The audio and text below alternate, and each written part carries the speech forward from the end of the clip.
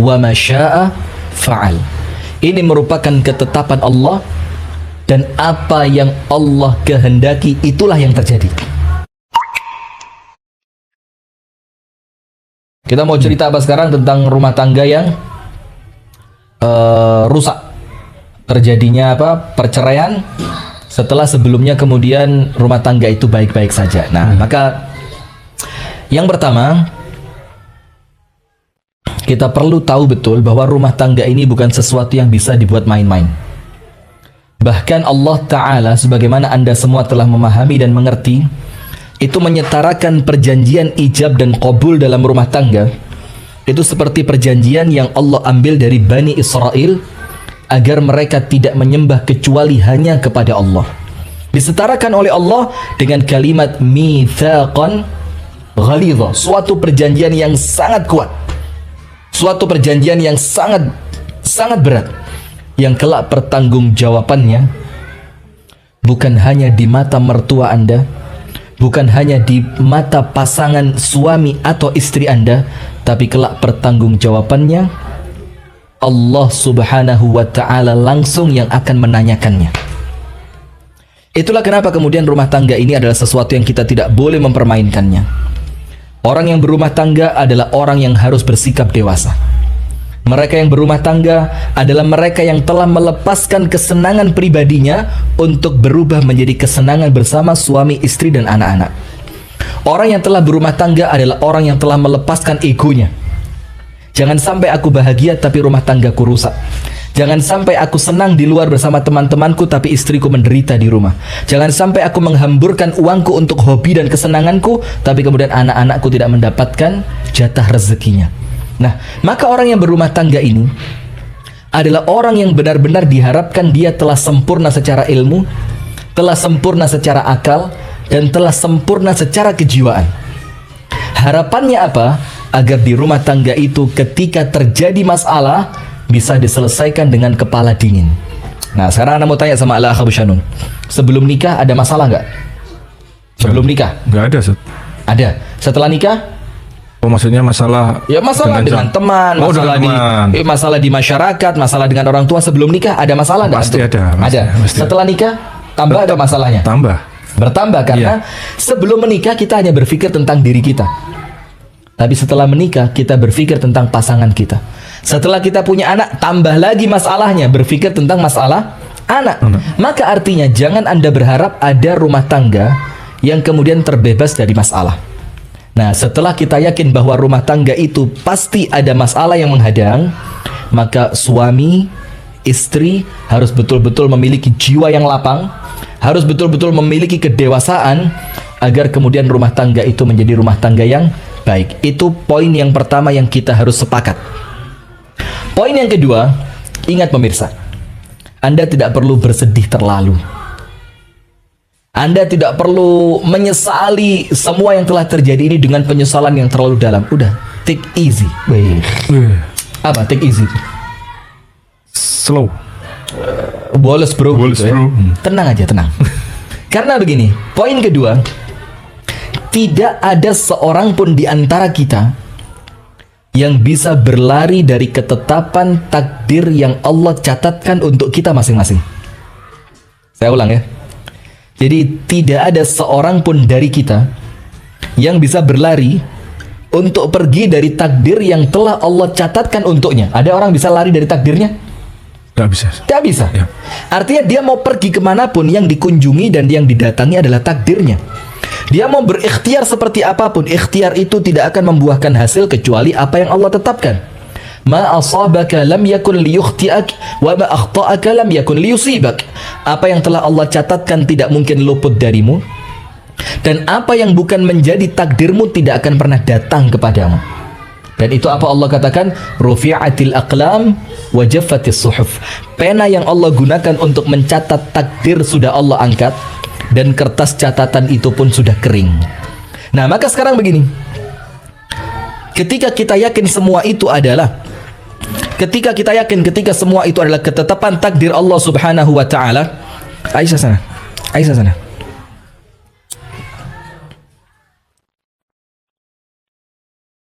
Ketika kita yakin bahwa semua itu adalah ketetapan takdir dari Allah Subhanahu wa taala, maka ingat, ketika itu terjadi pada diri Anda tidak perlu sedih terlalu karena apapun yang Anda lakukan, takdir itu pasti datang. Ketika itu terjadi kepada orang lain, Anda tidak boleh mencelanya, Anda tidak boleh menghinanya, Anda tidak boleh merendahkannya, karena dia sedang menjalankan takdir yang Allah telah tetapkan untuk rumah tangganya. Jadi paham Pak? Jadi poin kedua, semua ini merupakan ketetapan siapa? Ketetapan Allah. Ketetapan Allah di dalam takdir yang telah Allah tetapkan untuk kita masing-masing.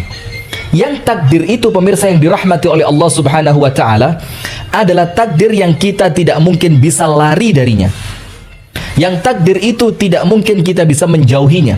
Yang takdir itu pasti datang baik kita senang ataupun kita tidak suka. Nah, maka kemudian salah satu di antara fungsi kita memahami takdir dengan benar, itu Allah katakan dalam Al-Quran, likai la ta'saw ala ma fatakum wa la tafrahu bima atakum, agar kalian tidak terlalu sedih atas apa yang hilang dari kalian, dan agar kalian tidak sombong atas apa yang kalian dapatkan. Sehingga Anda, apabila memang Allah tetapkan rumah tangga Anda telah ditakdirkan oleh Allah berpisah dengan perceraian, maka nggak usah terlalu sedih. Karena Allah katakan supaya kalian tidak terlalu sedih atas apa yang datang kepada kalian. Dan apabila Allah takdirkan rumah tangga Anda saat ini baik-baik saja, dengan suami, istri, anak-anak yang semuanya saling mendukung dalam ketaatan kepada Allah, jangan sombong. Karena itu bukan ikhtiar dari Anda, bukan ikhtiar saya, bukan ikhtiarnya Al-Akh Abu Shanum, tapi ini semuanya merupakan hadza min fadli Rabbi. Semua merupakan karunia Allah Subhanahu wa ta'ala. Nah, sehingga untuk Anda sekarang yang sedang mengalami masa-masa rumah tangga di ujung perceraian, atau bahkan mungkin di awal masa setelah perceraian, atau mungkin sudah bercerai lama tapi kemudian hatinya belum bisa move up. Move up. Kalau on, maju. Kalau up, ke atas kepada Allah. Bukan. On itu hidup, Ustaz. Off itu mati. Jadi sempat mati, pengen hidup lagi. Anda lagi serius ya? Loh iya, ini serius. Baik, untuk kembali, move on, hidup lagi. Ya. Artinya ayo kita lanjutkan hidup ini. The show must go on. The show must go on. Jangan libur lagi ya. The show. The show ya. Baik, karena memang acara The Show ini nggak boleh serius terlalu memang. Saya paham itu ya. Sudah, maka untuk Anda yang saat ini sedang dalam proses perceraian, atau Anda sedang di awal-awal masa perceraian, atau mungkin Anda yang telah jauh melampaui masa itu tapi Anda belum bisa move on, maka ingat, yakinlah bahwa apa yang Anda lalui merupakan ketetapan catatan takdir Allah yang tidak akan pernah luput dari kehidupan Anda. Yang poin ini, Ustaz.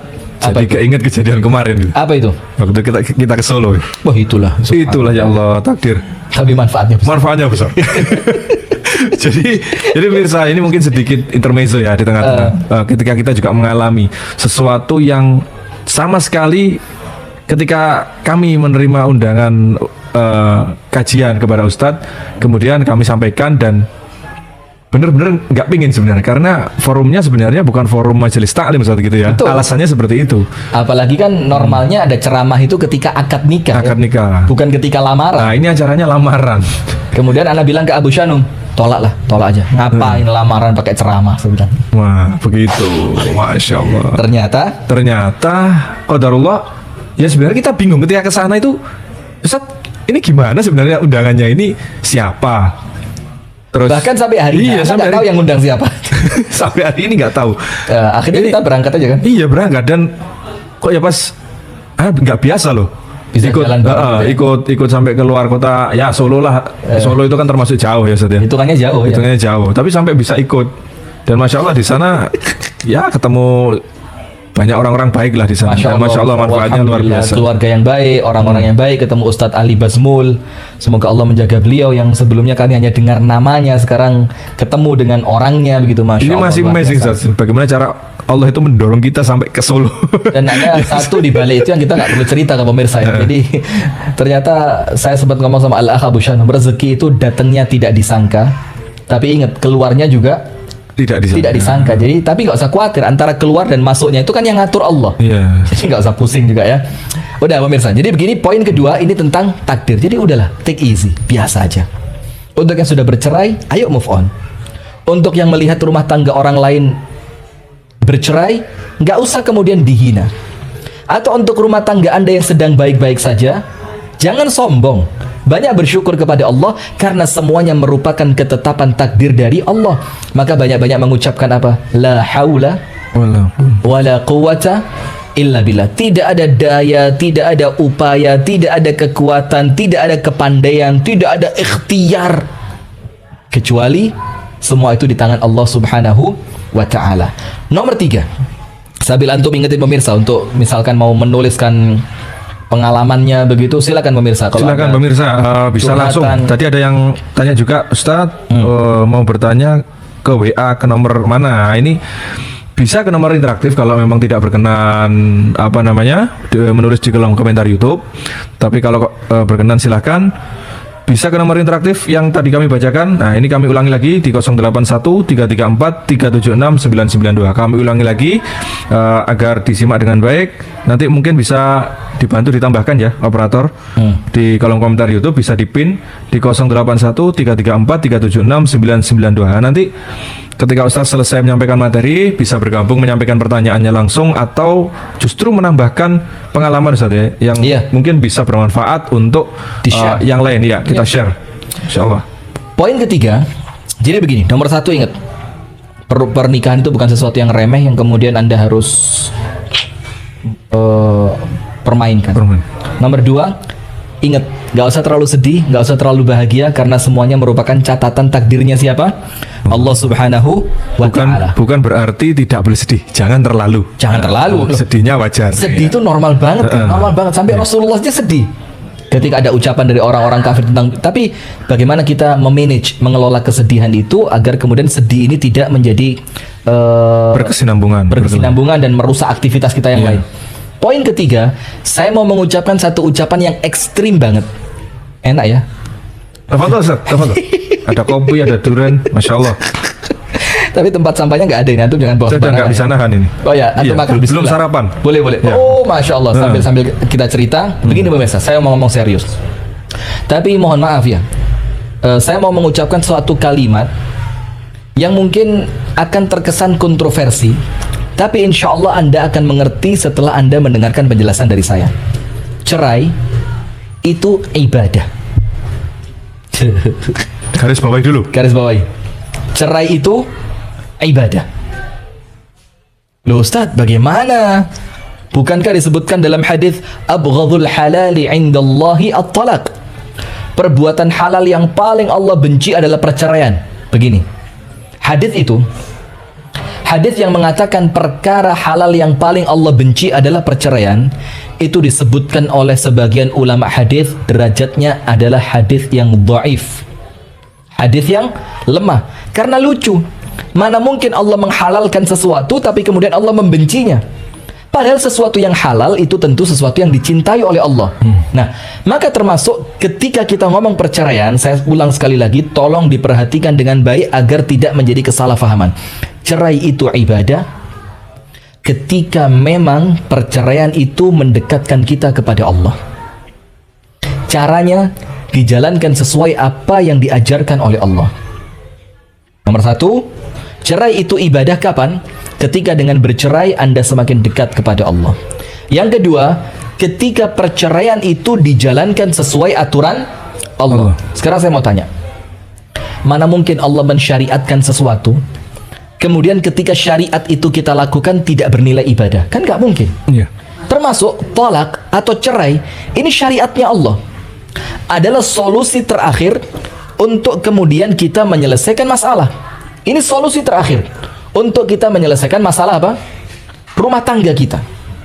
Apa yang terjadi pemirsa yang dirahmati oleh Allah? Allah yang mengatur melalui Rasulullah SAW. Bahkan ada di antara istri Rasulullah yang Rasulullah menceraikannya bukan karena apapun, tapi ingin mencontohkan kepada kita bagaimana perceraian, apa syariatnya perceraian. Maka ketika perceraian itu dalam rangka taat kepada Allah, loh Ustaz, kok cerai dalam rangka taat kepada Allah? Lihat sekarang, Ada nggak rumah tangga yang ketika dipertahankan malah semakin menjauhkan dia dari Allah? Ada. Ketika suaminya bukan suami yang baik, ketika suaminya bukan suami yang taat kepada Allah, ketika suaminya yang menjadikan rumah tangga itu semakin jauh dari Allah, suaminya sering mabuk-mabukan, tapi jangan dilaporin ya, jangan dimarahin, nanti Anda dilaporkan. Karena ada cerita seorang istri yang memarahi suaminya sering pulang mabuk-mabukan, dilaporin sama suaminya, istrinya diancam 1 tahun penjara. Coba antum perhatikan. Itulah pemirsa, ketika hukum yang dipakai itu bukan hukumnya Allah, maka akan terjadi banyak kejanggalan.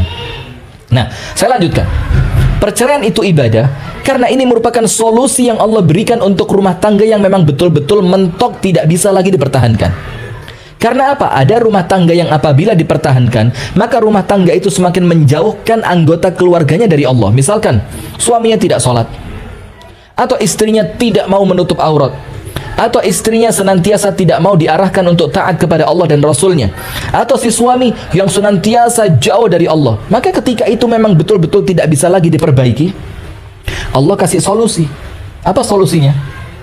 Perceraian. Tapi ingat, niatannya untuk Allah, bukan untuk orang ketiga. Niatannya untuk mendekat kepada Allah, niatannya untuk semakin memilih Allah dibanding memilih pasangan yang menjauhkan dia dari Allah. Dan yang kedua, caranya harus dilakukan sesuai dengan syariatnya Allah Subhanahu wa ta'ala. Karena kalau cerai itu bukan ibadah, maka Allah tidak akan mensyariatkannya. Ketika Allah mensyariatkan, berarti cerai itu adalah ibadah. Maka yang ketiga, untuk Anda yang sedang dalam proses perceraian, tenang saja. Apabila niatan Anda benar untuk menjaga agama Anda, untuk lebih memilih Allah dibandingkan pasangan Anda, maka insya Allah selama itu dilakukan dengan cara yang benar sesuai dengan syariat Allah, maka perceraian itu adalah ibadah. Ini bisa kita simpulkan sedikit nggak Ustaz? Ketika perceraian itu tidak dinilai sebagai ibadah, itu seperti gini kasusnya. Marah, emosi memuncak. Kalau begitu kita bisa aja, atau kemudian bercanda. Nah, itu berarti yang tidak bernilai ibadah itu yang seperti itu mungkin Ustaz, atau gimana? Yang tidak bernilai ibadah tentu perceraian yang tidak sesuai dengan syariah. Perceraian untuk menzalimi pasangan, seperti yang antum sampaikan, ancaman cerai. Kamu kalau begini saya ancam cerai.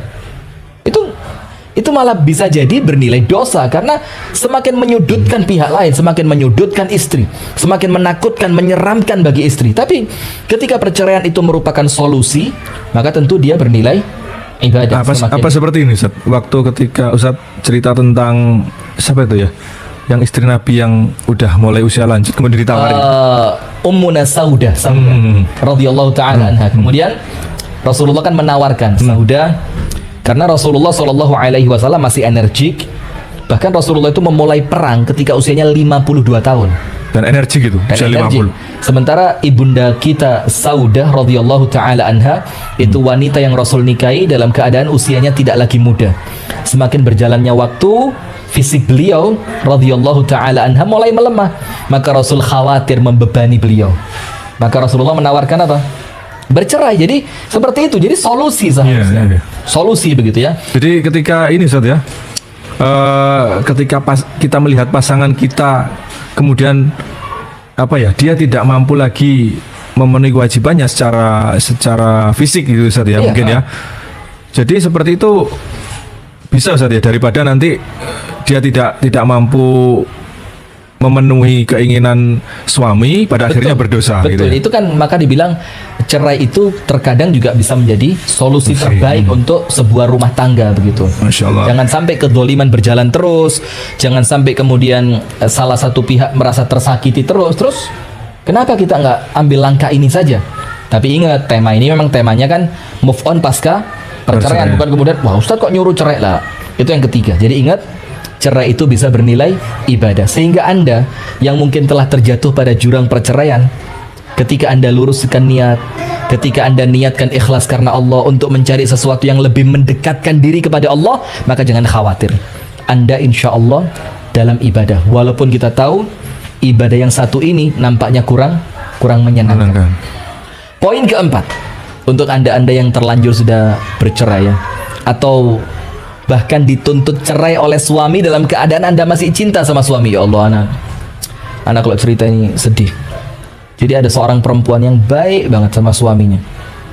Tapi karena si suami ini kecantol dengan perempuan lain, Alhamdulillah. akhirnya dia dituntut cerai tanpa alasan. Ya Allah. Dia curhat itu sambil nangis gitu. Ya Ustadz, saya sayang banget sama suami saya Ustadz. Ustadz, saya nggak pernah bantah keinginan dia Ustadz. Ustadz, saya senantiasa nurut sama dia Ustadz. Tapi ketika ada perempuan lain yang datang, dia campakkan saya. Bahkan nggak tahu ya, seperti yang dia ceritakan itu, sampai datang sama dia itu langsung surat putusan cerai tiba-tiba. Dia sendiri nggak tahu kapan pengadilannya, kapan mediasinya, tiba-tiba surat putusan cerai. Boleh jadi mungkin dialamatkan ke alamat yang lain kan? Wallahu alam. Jadi itu. Yang keempat, sekarang perhatikan untuk teman-teman laki-laki maupun perempuan, suami maupun istri begitu ya, yang memang Anda sedang dalam proses ini atau dalam masa ini atau tema ini untuk Anda banget gitu. Lihat. Semua keutamaan takwa yang enak-enak itu, takwa itu menyelesaikan masalah. Orang yang bertakwa Allah beri rezeki dari tempat dan arah yang tidak disangka dan diduga. Orang yang bertakwa oleh Allah diberikan kemudahan dalam setiap urusannya. Anda tahu nggak? Ini ayat.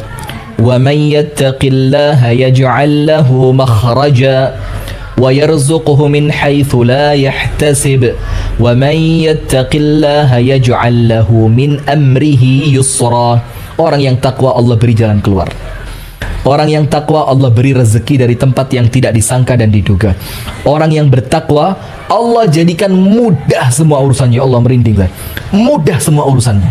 Tapi ingat, ayat ini Allah Ta'ala dengan hikmah dan kebijaksanaannya letakkan ayat ini pada surat At-Talaq, yang artinya apa? Surat perceraian. Karena apa? Allah ingin menjadikan Anda yang bercerai, ayo move on. Ayo move up. The show must go on. Ayo jalan terus. Hadapi masa depan Anda dengan penuh keceriaan, dengan penuh kecerahan, keceriaan, optimisme. Kenapa? Ini ayat tentang perceraian. Allah nggak macem-macem. Allah itu bukan asal letakkan ayat, oh taruh aja pada surat ini, taruh pada surat ini. Enggak. Allah letakkan barang siapa taat kepada Allah, takwa kepada Allah, Allah beri jalan keluar pada surat At-Talaq, pada surat talak cerai. Barang siapa takwa kepada Allah, Allah berikan jalan keluar, Allah berikan rezeki, Allah berikan kemudahan. Semuanya Allah letakkan pada surah At-Talaq. Di sini Allah menginginkan apa? Allah kirimkan surat cinta kepada Anda. Allah kirimkan surat optimisme untuk Anda. Allah sayang kepada Anda. Allah katakan, ayo. Cerai bukan akhir dari semuanya. Cerai bukanlah akhir dari segalanya. Tapi insya Allah, apabila Anda takwa kepada Allah selepas perceraian itu, maka Allah akan bukakan semua jalan kebaikan untuk Anda. Masya Allah. Tapi ingat, bukan jalan keluar dulu, bukan rezeki dulu, bukan kemudahan dulu, tapi takwa dulu. Masya Allah. Syarat utama. Syarat utama. Dan ini kalau Anda ngerti bahasa Arab, itu ayatnya itu ayat syartiyah. Wa may yattaqillah yaj'al lahu makhraja. Langsung, bukan wa yaj'al lahu atau thumma yaj'al lahu. Barang siapa yang takwa, langsung Allah beri solusi. Bukan kemudian, bukan. Tapi langsung wa may yattaqillah yaj'al. Langsung Allah berikan jalan keluar. Wa yarzuqhu, Allah beri rezeki langsung. Dan langsung Allah beri apa? Yaj'al lahu min amrihi yusra, tanpa kalimat wa dan, tanpa kalimat summa kemudian, tidak, tapi Allah bilang langsung Allah beri. Tapi ingat, kuatkan dulu takwamu kepada Allah pasca perceraian, maka Allah akan buka untukmu semua jalan kebaikan. Coba ada yang perlu dibacain? Wah, banyak Ustaz ini. Apa, coba. Banyak sekali.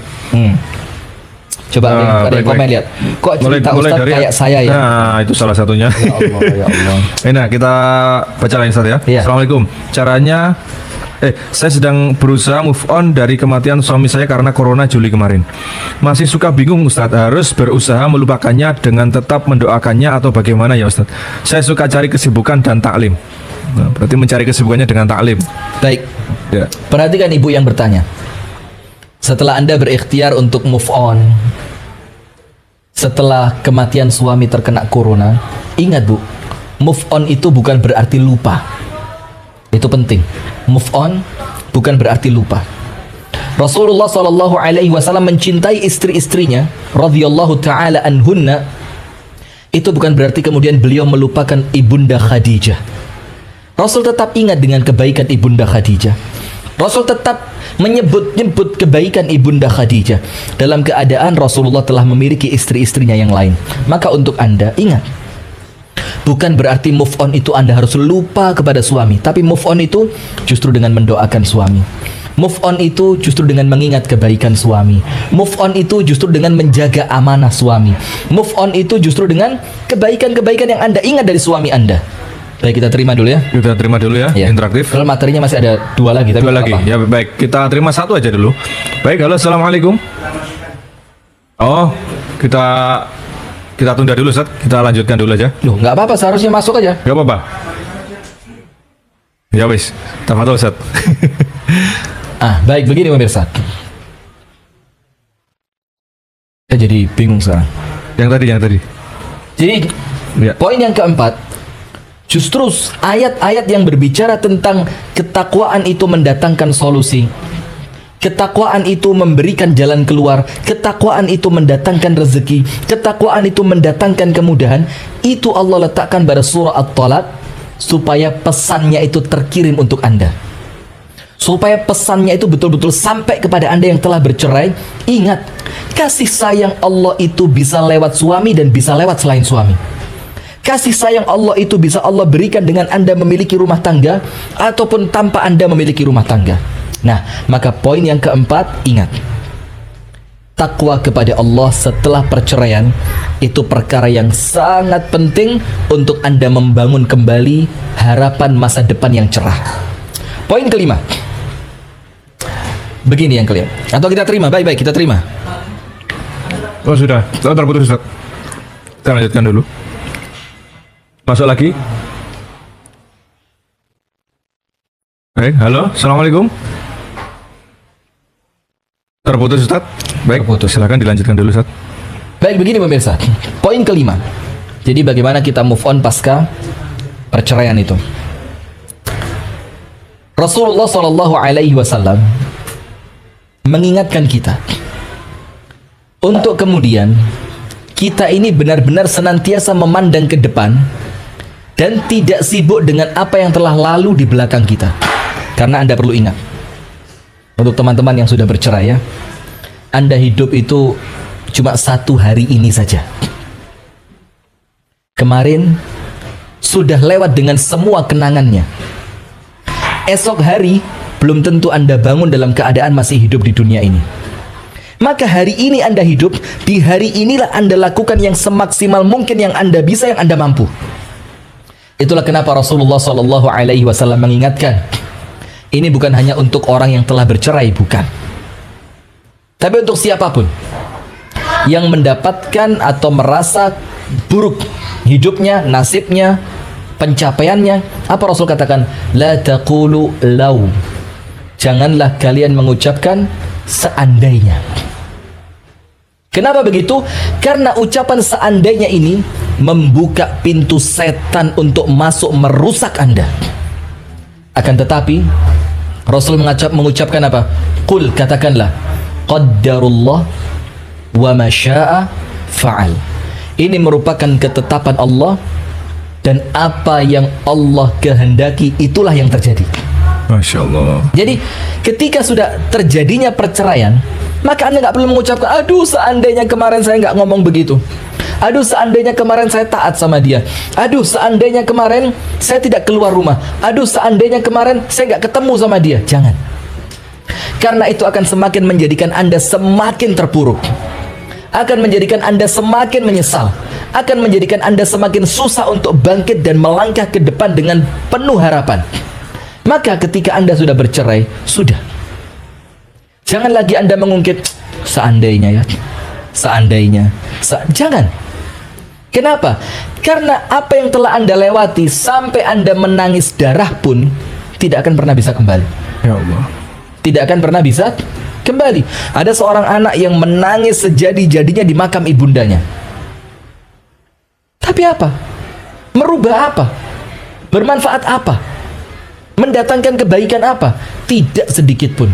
Karena tangisanmu seharusnya engkau keluarkan ketika ibundamu masih hidup. Sama juga dengan perceraian. Ketika kata cerai itu sudah terwujud, sudah terucap dari lisan, dan ketuk palu hakim memutuskan Anda telah bercerai, sudah. Jangan kemudian menyesal dengan mengucapkan seandainya. Karena apa? Rasulullah SAW mengatakan kepada Anda yang ada di rumah, yang menyaksikan kami di sini, Rasul mengatakan jangan mengucapkan seandainya aku begini maka akan begini. Tapi ucapkan qaddarullah wa ma syaa fa'al. Ini merupakan takdir ketetapan Allah untukku, dan apa yang Allah inginkan itulah yang terjadi. Dan ingat, sering sekali kita ucapkan pemirsa yang dirahmati oleh Allah, wa ma yaqdhillahu li'abdihi qada'an illa kana khairan lah. Tidaklah Allah mencatatkan takdir untuk Anda kecuali takdir itu adalah yang terbaik. Poin yang keenam, apa yang harus Anda lakukan ketika perceraian sudah terjadi? Poin yang keenam, muhasabah. Jangan menyalahkan pasangan, jangan menyalahkan orang ketiga, jangan menyalahkan takdir, jangan menyalahkan keadaan mertua, jangan menyalahkan ekonomi. Kadang ada orang mengatakan ini faktor ekonomi, Ustaz. Lah, banyak orang yang lebih miskin dari Anda, rumah tangganya baik-baik saja. Jangan Anda mengatakan ini faktor pergaulan, Ustaz. Jangan. Banyak orang yang pergaulannya lebih buruk dibanding pasangan Anda dan rumah tangganya jalan baik-baik saja. Jangan Anda mengatakan oh ini mertua saya, Ustaz. Jangan. Banyak orang yang mertuanya lebih jahat dibanding mertua Anda, tapi rumah tangganya baik-baik saja. Terus apa yang seharusnya Anda lakukan? Muhasabah. Introspeksi diri. Nah, antum ingetin pemirsa untuk masuk lewat line interaktif sebelum kita lanjutkan materinya. Baik, nanti pemirsa bisa bergabung di line interaktif ya sesaat lagi setelah poin terakhir ini di 081334376992. Kami ulangi lagi di 081334376992. Tafadhol Ustaz. Baik. Poin keenam, muhasabah. Muhasabah ini pentingnya apa? Untuk kemudian kita mengerti bahwa tidaklah terjadi kesalahan kecuali karena perbuatan kita sendiri. Sampai begini, ada seorang laki-laki dari kalangan kaum salaf. Kita terima dulu, baik. Kita terima dulu. Halo, assalamualaikum. Assalamualaikum. Assalamualaikum. Nampaknya ada gangguan teknis, Ustaz. Mungkin sambil kita lanjutkan, mungkin nanti ketika muncul suaranya di speaker kita jawab pertanyaannya, Ustaz. Baik. Apa pentingnya muhasabah ini? Pentingnya muhasabah ini adalah supaya kita baik, masuk lagi. terima. Assalamualaikum. Halo. Halo, assalamualaikum. Salam. Dari Ibu siapa di mana? Dari Ummu Umar di Bandar Lampung. Silakan Ummu Umar di Bandar Lampung, silakan. Assalamualaikum Ustaz. Waalaikumsalam warahmatullahi wabarakatuh. Bagaimana kabarnya Ummu Umar? Alhamdulillah khair Ustaz. Alhamdulillah. Bagaimana cuaca di Lampung sana? Lagi mendung Ustaz. Masya Allah, mendung tak berarti hujan kan? Nah Ustaz. Silakan Ummu Umar. Ya, semoga Allah selalu melindungi Ustaz dan keluarga saya dakwah. Allahumma amin. Allahumma amin. Jazakumullah khair atas doanya. Ya, amin. Ustaz, ini sebenarnya bukan masalah saya sih Ustaz. Ya, boleh, saya. boleh. Nggak apa-apa kan Ustaz? Boleh, dengan senang hati. Ya, jadi gini, teman saya tuh kayak lagi di ujung mau cerai gitu Ustaz. Ya. Saya tuh pengen nanya, apakah masalah ini syar'i atau enggak kalau misalkan si istri ini mengajukan hak huluknya gitu. Sebabnya apa Jadi dia mengajukan khulu itu? Ya, jadi gini, suaminya itu menikah dengan selingkuhannya yang sudah hamil. Oh, Masya Allah. Subhanallah. Kemudian? Terus itu, kemudian mereka itu tinggal di dalam satu rumah, Ustaz. Jadi Yang dua orang rumah istri itu- dalam satu rumah. Nah, di rumah itu kondisinya cuma ada 2 kamar gitu. Iya. Apakah itu syar'i si istri mengajukan hak huluk atau tidak? Sedangkan si si suami itu juga masih tetap berhubungan intim dengan si selingkuhannya itu loh, Ustaz. Baik. Padahal si istri sudah ngasih tahu kan nggak boleh kan Ustaz, kalau misalkan apa namanya dalam kondisi hamil terus nikahnya Ya, tidak sah. kan Ustaz kan. Baik. Jadi maksudnya itu boleh nggak syar'i atau tidak gitu kalau misalkan Baik, si istri saya kondisinya kayak gitu. tidak akan ceritakan hukum Ibu ya, tapi saya akan lebih kepada bagaimana sikap seorang istri yang seharusnya dia lakukan. Apakah khulu'nya itu betul-betul sesuai dengan syar'i, apakah bernilai ibadah atau malah akan mendatangkan dosa, begitu kan? Iya, nah, Ustaz. Baik, insya Allah Ummu Umar, insya Allah Anda dengarkan jawabannya, dan mudah-mudahan jawaban ini bisa sampai kepada teman Anda yang sedang dalam posisi seperti itu. Jazakillah khair wa barakallahu fik. Wa antum fa jazakallahu khair Ustaz. Jazakumullah khair. Assalamualaikum. Waalaikumsalam warahmatullahi wabarakatuh. Terima kasih ya Ummu Umar atas interaktifnya. Begini, ada teman dari Ummu Umar di Bandar Lampung sana yang kemudian suaminya itu berselingkuh, sampai selingkuhannya hamil, kemudian dinikahi, kemudian dimasukkan ke rumah. Kemudian si istri pertama merasa tidak nyaman. Ingat, posisi istri yang seperti itu adalah istri yang oleh Allah sedang diberikan ujian, yang apabila ia mampu melewatinya dengan baik, maka insya Allah ujian itu akan meningkatkan derajatnya dan menambahkan pahalanya serta menghapuskan dosanya. Sekarang saya akan jawab apakah khulu'nya itu syar'i. Silakan dikonsultasikan dengan orang-orang berilmu di tempat Anda. Karena dari pertanyaan yang Anda sampaikan itu tentu tidak mewakili semua masalah yang ada sebelumnya. Tapi dari apa yang Anda ceritakan, apabila memang posisi istri itu tidak lagi mampu dengan rumah tangga yang seperti itu, dia khawatir apabila rumah tangga itu terus dilanjutkan akan semakin mendatangkan dosa, akan semakin menjadikan dia tersiksa dan dia tidak mampu menjalankan posisi dia sebagai istri dengan baik. Apalagi dia tahu suaminya akan semakin menyakiti dia, maka khulu' boleh dia ajukan. Khulu' boleh dia ajukan, tapi ingat, niatkan betul-betul karena Allah, niatkan untuk meraih ridhonya Allah, niatkan bahwa khulu ini untuk menyongsong masa depan ibadah yang lebih baik kepada Allah, dan jalankan sesuai dengan tuntunan syariat Islam. Barakallahu fiik, dan kami doakan dari sini semoga Allah berikan jalan keluar yang terbaik. Amin ya rabbal alamin. Harapan itu tentu selalu mengarahnya kepada langgengnya rumah tangga, Ustaz ya. Semua orang. Karena bagaimanapun itu sempurnanya separuh agama gitu, Ustaz. Itulah yang kita katakan dari awal. Jadi indahnya rumah tangga itu titik awal untuk sukses di semua lini. Tapi rusaknya rumah tangga itu boleh jadi awal dari kerusakan semua lini. Maka ketika orang-orang kufar itu ingin merusak Islam, mereka merusaknya lewat mana? Lewat rumah tangga. Nah, maka tentu harapannya memang semuanya berjalan baik, tapi kan tajrir riyahu bima la tashtahihi sufunu. Terkadang angin itu bertiup tidak seperti yang diinginkan oleh nelayan. Jadi ya sudah, bismillah. Nah, sekarang kita lanjutkan poin yang ke-6 tadi, sambil kita tunggu line interaktif yang masuk kembali. Kenapa kita perlu muhasabah?